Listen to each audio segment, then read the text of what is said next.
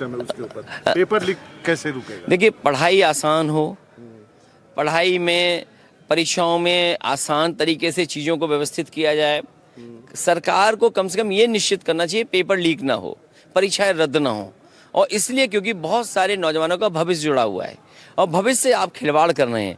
और आज के समय पर अगर हम ये नहीं तय कर सकते कि परीक्षा कैसे होगी, तो आज टेक्नोलॉजी है आपके पास, और अगर कहीं कोई ऐसी बात होती है तो दोषी के खिलाफ कार्रवाई क्यों नहीं कर रहे हैं आप कार्रवाई क्यों नहीं कर रहे हैं? करोड़ों लोग इससे जुड़े हुए हैं। मान लीजिए नीट का परीक्षा का इतना पेपर लीक हुआ, करोड़ों लोग परिवार जुड़े थे, उन बच्चों ने आत्महत्या कर ली, दोबारा उनको एग्जाम लिखने लगा। आपको लगता है ये नेशनल इशू है और इंडिया गठबंधन? नहीं, ये बीजेपी के लिए इशू है।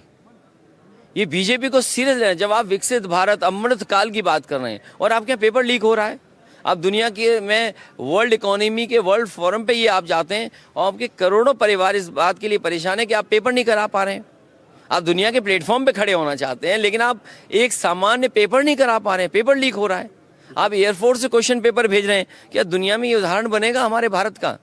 पिछले दिनों एक अग्निकांड हुआ यहाँ पे, उसके बाद आपने बहुत कुछ कहा, उसको भ्रष्टाचार से जोड़ा है। देखिए, जो बच्चों की जान गई है लखनऊ में, जो बच्चे बच सकते थे, हमारे अगर फोर्स को सही इक्विपमेंट मिलते, ट्रेनिंग अच्छी होती, तो शायद वो दीवार तोड़ देते, और समय पे दीवार तोड़ देते तो सफोकेशन से मरते नहीं। जलने वालों की संख्या कम है, जबकि सफोकेशन से मरने वालों की संख्या ज़्यादा है। तो ये दोषी कौन है? दोषी तो सरकार है ना। इसके लिए सरकार आखिरकार भ्रष्टाचार कर रही थी, और भ्रष्टाचार इसलिए कर रही थी क्योंकि नियमों का पालन नहीं करना है उन्हें। आपने क्यों कहा कि 2027 का चुनाव अंतिम होगा? मैंने अंतिम इसलिए कहा, बंगाल का चुनाव देखने के बाद सेंट्रल फोर्स से आप चुनाव लूट लेंगे। आप कैसे चुनाव लड़ेंगे? आप ईडी सीबीआई इनकम टैक्स लगा देंगे। कभी हिटलर ने भी यही किया था। हिटलर ने उस समय के अपने जर्मनी के पार्लियामेंट में जो कानून अपने लिए पास करना था, फोर्स लगा करके कानून पास कर दिया था। ये 60-70 साल पुरानी बात है, और मुझे तो लगता है यही दोहराना चाहते हैं। बंगाल में चुनाव हुआ, क्या हुआ? आप ये नारा दे रहे थे 400 पार का, और जनता ने समझ लिया कि आप वोट के अधिकार पाने के बाद वोट से आप संविधान बदलेंगे।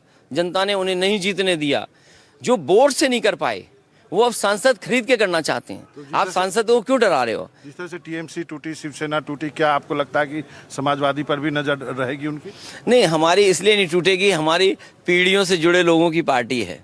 और फिर क्या हमारे टूटने के बाद ही गिनती पूरी होगी? बीजेपी इतने गेम खेलते हैं, उन्हें गिनती पता है उनको गिनती क्या चाहिए। लेकिन मैं तभी तमाम सांसदों से कहना चाहता हूं कि अगर ये बिल पास हो गया, जो महिला आरक्षण के साथ साथ डिलिमिटेशन का जो बिल पास हो रहा है, उसके बाद बहुत सारे सांसद चुनाव नहीं लड़ पाएंगे। जो आज बिल पास करेंगे, भविष्य में वही नहीं चुनाव लड़ पाएंगे। इसलिए अपने भविष्य के बारे में जरूर सोचें। आपके ममता बनर्जी से बड़े अच्छे रिश्ते हैं, आप गए भी कलकत्ता, आपके डीएमके से भी अच्छे रिश्ते हैं। क्या आप चाहेंगे डीएमके इंडिया गठबंधन में आए, कुछ कोशिश करेंगे? नहीं, मैं डीएमके के सभी नेताओं से बड़े अच्छे संबंध हैं, और डीएमके का जो इशू है वो जेन्युइन है। मैं आपसे डिस्कस नहीं कर सकता हूं, लेकिन जब इंडिया गठबंधन की बैठक हुई तो जो हमारा कंसर्न था, जो हमें अपनी बात कहनी थी, उस प्लेटफॉर्म पे मैंने कही, और वो उस बात को अगर सब मानेंगे, रीजनल फोर्सेस की, रीजनल पार्टीज की अपनी बातों को सम्मान के साथ अगर बड़े दल स्वीकार करेंगे, तो इंडिया गठबंधन और मजबूत होगा।